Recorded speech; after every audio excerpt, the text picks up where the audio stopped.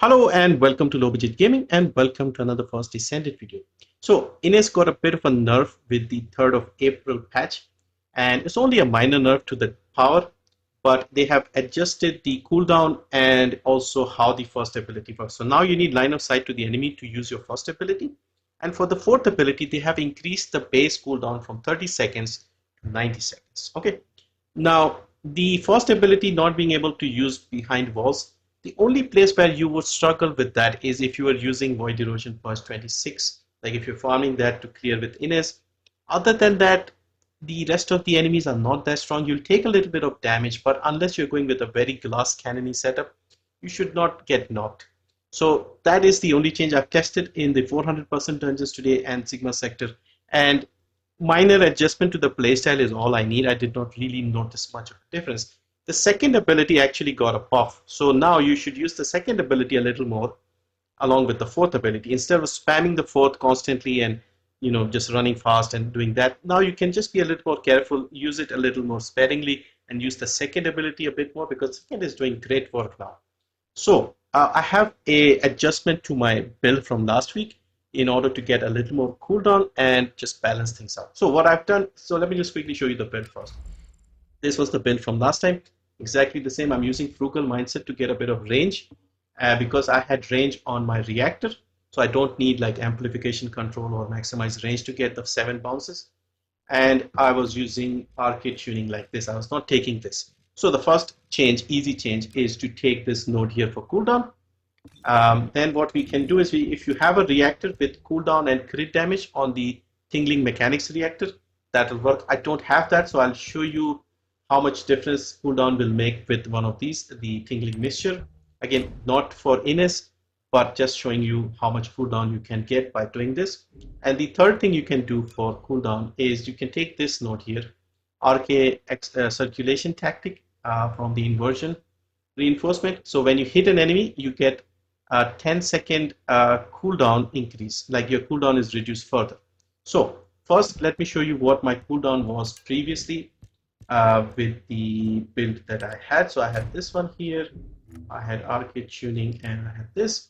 So previously, before the nerf, I was getting about 7.7 seconds on my fourth ability. This has gone up to 23.1 seconds. Okay, now let's see what we can get with the changes. So with this arcade tuning, this should drop by about 5 seconds, I think. 18.2, so already a big improvement.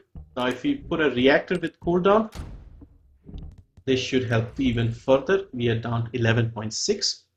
Okay, and if we look at the info page, this is 87% reduction. Now with the inversion perk, if we hit an enemy, we should take it up to 90%, which becomes 9 seconds. This is perfectly fine because, like I said previously, I was working with 7.7, 9 seconds, 11.6. This is pretty good in my opinion. So you can do this. Now keep in mind, if you are dropping the range from the reactor, you will lose that 7th bounce here. Okay, so in order to adjust this, what I can do is I can put amplification control over here, and now we are back to 7 bounces, and we have cooldown on the reactor, we have RK tuning reactor cooldown, and we are good at around 11.6. So use your first ability, use your second. You'll not notice much of a difference with your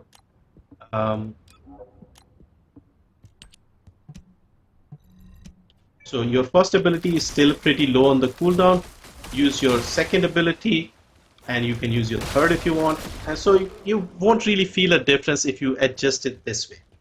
In my opinion, I've tested again, like I said, Sigma sector, 400% dungeons. You'll not feel a difference. Only place, like I said, is Void Erosion Purge 26, maybe 27 if you are farming with Ines. That may be the only place where you might die because you'll have to stand away from cover to use your first. Other than that, I don't really see much of a difference. So I'll be trying to farm a reactor. What I need is tingling mechanics with cooldown and crit damage. Once I find that, I will swap over to this build, and that should be enough. Even now with the 23-second cooldown, I'm not really struggling. So I'll keep this arcade tuning, and I have my old reactor, so I'll go back to the frugal mindset. And yeah, I have my 7 bounces. I have a fairly reasonable cooldown. Power reduction isn't noticeable. Only thing noticeable, like I said, is the cooldown on your fourth ability. And as far as speed is concerned, if you're using your fourth to increase the running speed, you can still use the Secret Garden and put 3 sprint cores and you will be close to max. Anyway, again, I've not fully maxed out the 20% on the 3 cores and I'm getting 1256. So when you max it out, you will get 1280. So that compensates your lack of the top speed. And you still have power, you still have a reasonable cooldown. And only thing is you'll need to stand in front of the enemy to cast your ability. That is the only change. So that is the adjustment I'm going to make for Ines once I get the right reactor. But more or less, I'm okay with this. I'll still use her. Bunny got a big buff, so we can switch over to Bunny if you want. But even if you wanted to use Ines, this minor adjustment should be good enough. Just use the second ability a little more. It is buffed, so you'll do a lot of damage anyway. But yeah, that's it for this one. Thank you for watching. Let me know what you think and how you are adjusting Ines. But I think this is good enough.